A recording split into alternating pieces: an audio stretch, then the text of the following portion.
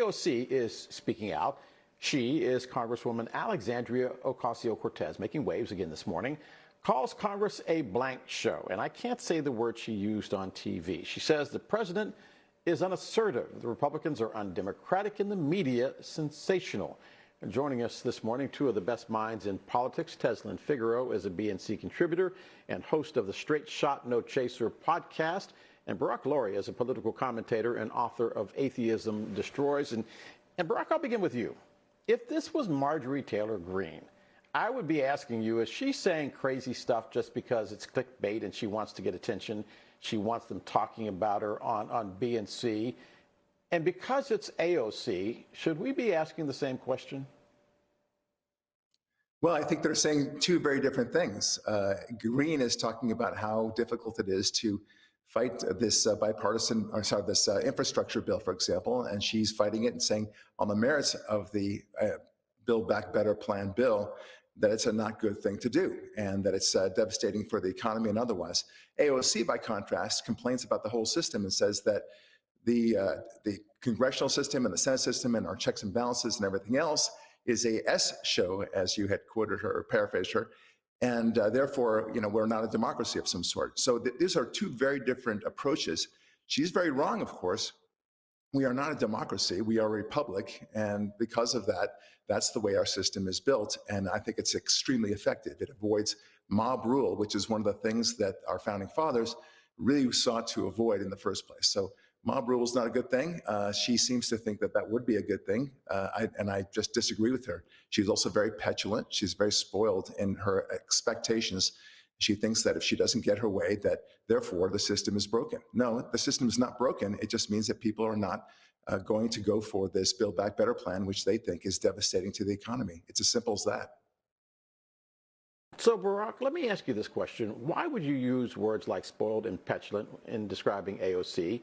Would you use those same words, for instance, to describe Josh Hawley or Ted Cruz, who has, is an Ivy League educated person, or John Kennedy, the senator from Louisiana, or Madison Cawthorn, who continues to beat up trees? Would you say the same things, use those same descriptors for those? I wouldn't, because they don't act as spoiled or petulant. I mean, look, AOC, she seems to be outraged, just outraged, when people simply push back on her opinions and say that they will not vote along the lines that she wants them to vote. And it's all the way that you react. When for example, whether it's a Supreme Court justice nominee or otherwise, people are not outraged that people are voting a certain way. It's rather that they simply don't like or they do approve of the Supreme Court nominee or the bill, as the case may be. So this is what we're talking about, and it's the way she reacts. She acts like a spoiled and petulant child. This has happened time and time again, and she waves her arms, she screams, and that's the way that she thinks it's effective, but it doesn't actually work in Congress. Before I go to you, Tezyln, because I see you already sharpening the knives, let me just point out one difference between Marjorie Taylor Greene and AOC. I have seen AOC show up to congressional hearings armed with reams of paperwork and documents. She comes to committee hearings prepared. I have yet to see a piece of paper in Marjorie Taylor Greene's hands, but Tezyln, pick it up from there. Yeah, my colleague gave me so many zingers, I don't know where to start. Well, let's first start with Republicans pretending as if the S word is so, oh my gosh, you use S word and clutching their pearls, forgetting that Donald Trump, their leader and Christ, said that some countries were S-hole countries. So let's first start there.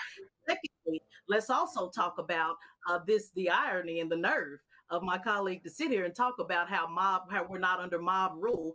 When I remember on January 6th on last year, there was some perpetually childish folks that didn't like the way things worked out, and they too stomped their feet and literally went to the Capitol to shoot, quote unquote, and kill police officers and to murder folks because they didn't get their way. So the irony, just to use the word mob, the irony to use the word childish, the irony for my colleague on the last panel, I guess he didn't want to bring it up because that was too good of a zinger that I got him on last time. But on last hour, he said that Ocasio-Cortez was stomping her feet when Republican Steve Cortez literally was talking about AOC's boyfriend's feet and his foot fetish. So this is just, it's amazing to watch the magic of this commentary. I am independent. I'm not a Democrat or a Republican, so I can see things for what they are. And Republicans are in no position to call anyone childish, no position to say anything. Don't even bring up the word mob, and certainly in no position to say when you don't get your way, they act out. They have done all of that and then some.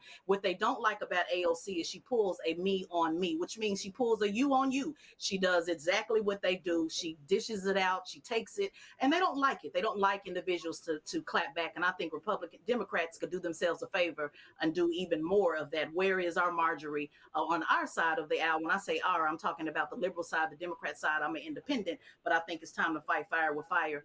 We could use some more AOCs that clap back. Here's where we are going to leave it this morning, which is that we're not talking about policy when we talk about things like S shows or S-hole countries and things like that in Washington, D.C., where people basically need government to solve their everyday problems, especially in the middle of a pandemic where more than 900,000 people have died, with Ukraine being on the edge of war with Russia, with the world right now holding its collective breath in Ethiopia. We're going to take a break. You're watching the second hour of D.C. Today, even without AOC.